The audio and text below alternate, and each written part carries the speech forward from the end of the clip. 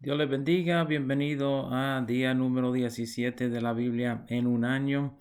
Hoy es domingo y nos tocan 5 capítulos. Estamos en el Evangelio de Lucas capítulo 9 al capítulo 13. Lucas 9 contiene varias de las historias cuales hemos cubierto en los previos evangelios sinópticos, Mateo y Marcos. Inicia con la misión de los 12 discípulos, cual viene a ser importante al contexto del capítulo.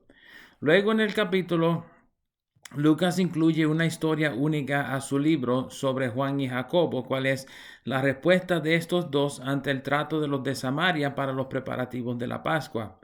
Noten que la actitud de Juan y Jacobo puede haber sido producto de su experiencia tanto en la comisión de los apóstoles como también de la manifestación divina en el monte de la transfiguración, donde apareció Elías y Moisés, y sabemos que Elías tiene una historia parecida a lo que estos hombres están pidiendo.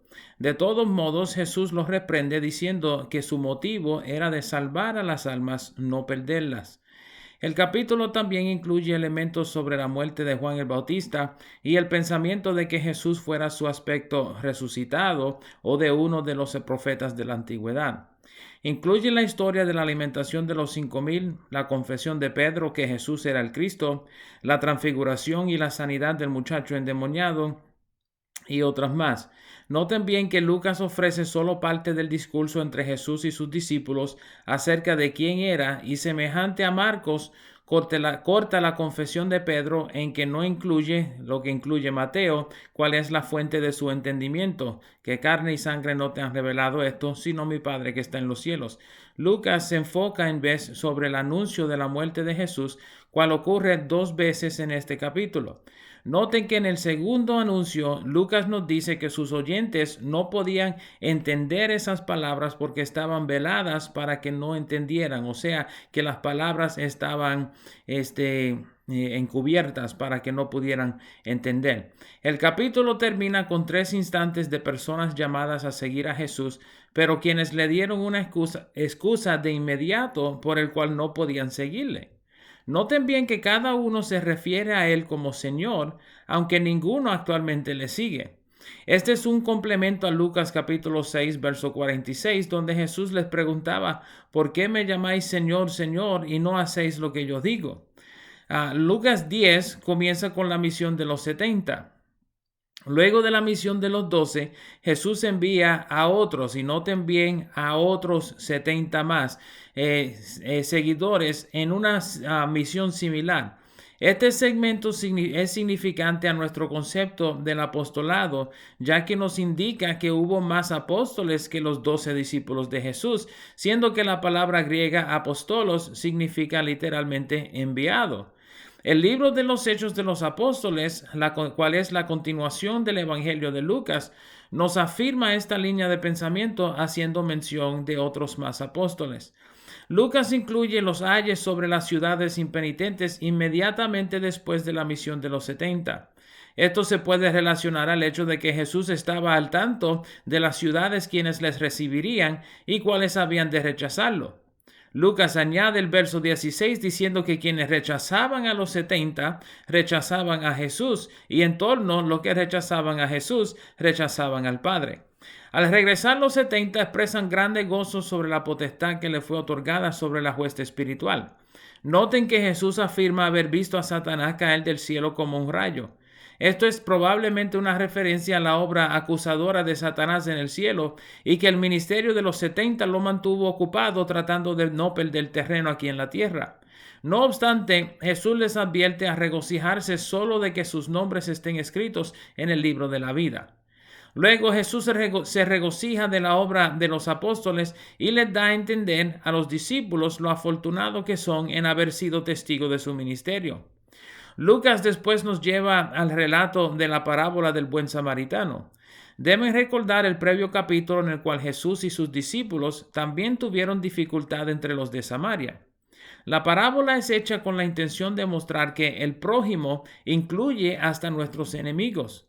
Los que oyeron la parábola se hubiesen escandalizados al oír que el samaritano fuera el héroe de la historia en vez del sacerdote o el levita, ambos cuales eran sirvientes del templo. El capítulo termina con un relato de María y Malta, cual no encontramos en Mateo y Marcos. En este relato debemos notar la postura de ambas hermanas, ya que Lucas va a volver a mencionar esta familia en una situación familiar, pero con una distinta reacción. En Lucas 11 inicia con una pregunta de dos discípulos de Jesús sobre la oración. En este instante, Jesús utiliza el Padre Nuestro, semejante a Mateo capítulo 6, para enseñarles sobre la oración. Igualmente entra en una parábola de la visita de medianoche y la importunidad de su vecino. La clave de la parábola es la persistencia en la oración. El segmento concluye con una comparación entre Dios y un buen padre, dando a entender que la respuesta a la oración viene de parte de un Dios quien nos ama como Padre. Luego del segmento de la oración, Lucas menciona dos enseñanzas sobre el reino de las tinieblas. Primeramente, que el reino de las tinieblas se mantiene unido, porque si no lo hiciera, se caería. Luego Jesús explica la importancia de mantener un espíritu y una alma limpias y llenas del Espíritu de Dios, cuál es el contexto del segmento de la oración, para evitar que un espíritu impío o peor vuelva a tomar posesión de él. En los versos 27 y 28, Jesús detrae el halago de su madre para decirle a la multitud que los que verdaderamente son bienaventurados son quienes hagan la voluntad de Dios. Por estos versículos podemos entender que ni Jesús mismo le atribuía algún halago a su propia madre, y debidamente nosotros tampoco debemos hacerlo. Jesús después menciona la maldad de su generación y les da la señal de Jonás, quien luego de haber predicado en Nínive, la ciudad completa se arrepintió. Recuerden que Jonás estuvo 3 días en el vientre de un pez. Jesús hace alusión a su muerte y sepultura y resurrección con la señal de Jonás. El segmento de la luz del cuerpo y la cena en casa del fariseo van juntos, ya que Jesús hará su punto sobre la maldad interna de quienes se cuidan por fuera. El segmento es clave a la enseñanza sobre los diezmos también, ya que muchos piensan que el Nuevo Testamento nunca los menciona. Noten en el verso 42 que Jesús afirma el hecho de diezmar y que las buenas obras no reemplazan el diezmo. La conversación sigue su rumbo hacia abajo cuando un escriba protesta que sus acusaciones también los implican. Jesús sigue su monólogo en contra de los fariseos y los escribas, quienes han servido como impedimento a la salvación de muchos, y los culpa del derramamiento de sangre desde Abel hasta Zacarías. Zacarías en este instante parece ser una referencia a Segunda de Crónicas, capítulo 24, verso 21, y no el autor del libro profético, aunque sí hay bastante discurso sobre ese tema. Lucas 12 comienza con la advertencia de Jesús a sus discípulos de la hipocresía de los fariseos, cual asemeja a la levadura. Recuerden la parábola de la levadura, cual leuda toda la masa y cual viene en el próximo capítulo. En los versos 4 al 7, deben notar que Jesús no está haciendo referencia a Satanás, sino al Padre. Contrario a lo que muchos piensan, Satanás no es el gobernador del infierno, ni puede echar a nadie en el infierno. Ese derecho le toca exclusivamente a Dios y es delineado explícitamente en el libro del Apocalipsis. Noten que Jesús, ya para este tiempo de su ministerio, habiendo anunciado varias veces ya su muerte, comienza a explicar la importancia de la fidelidad a Él, sabiendo que en su muerte todos se escandalizarían y lo abandonarían. En respuesta a una cuestión sobre una herencia, Jesús entra en un discurso sobre las riquezas, en la cual incluye la palabra del rico insensato, quien pensaba expandir sus tesoros y graneros el mismo día en que había de morir. Lucas incluye un segmento sobre el afán y la repetición de las palabras en Mateo 6:33. Buscad primeramente el reino de Dios y todas estas cosas os serán añadidas. Noten que Lucas no incluye y su justicia, y luego menciona la importancia del tesoro en el cielo, porque donde está nuestro tesoro, ahí estará también nuestro corazón. Jesús luego entra en una parábola de los que velan por el novio. Esta parábola es en referencia a su venida y aparenta señalar el tiempo del rapto y no la segunda venida de Cristo a la tierra, aunque se pudiera hacer el caso por ambos. Pedro le pregunta si la parábola era para los discípulos o si era para todos. Jesús sigue con la parábola indicando que es para todos. El capítulo termina con una advertencia sobre los tiempos finales y la importancia de mantener la paz con los demás. Lucas 13 comienza con el pensamiento de algunos sobre eventos corrientes en el tiempo de Jesús, en el cual varios hombres murieron a manos de Pilato y otros en la caída de una torre.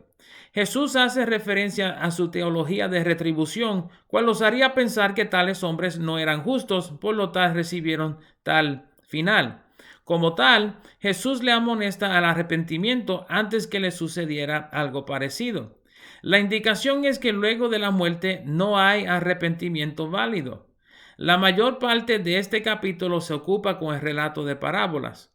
Primeramente, la parábola de la higuera estéril.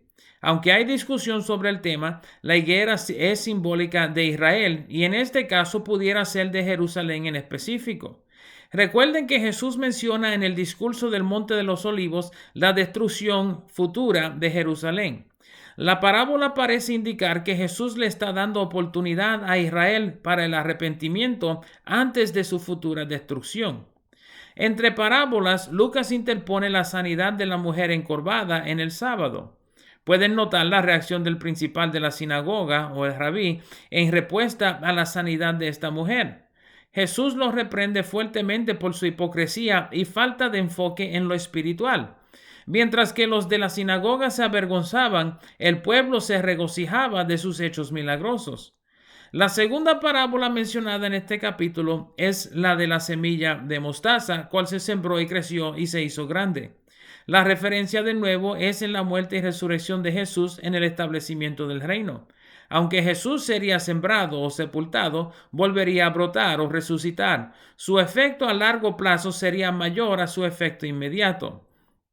Lo que empezó pequeño terminaría con un gran efecto. Igualmente, la tercera parábola de la levadura y las medidas de harina. Luego, Jesús menciona la salvación como una puerta estrecha, cual pocos hallan, y sobre la cual muchos tocarán demasiado tarde. De nuevo, Jesús indica un tiempo limitado de creencia durante el cual se debe arrepentir y buscar al Señor. Al no ser así, se excluirán del reino de los cielos y su parte será con el llanto y el crujir de dientes. El capítulo termina con el lamento de Jesús sobre Jerusalén, trayendo contexto al segmento mayor de lo que hemos leído en el día de hoy. Espero les sea de bendición y nos veremos por estas partes otra vez mañana.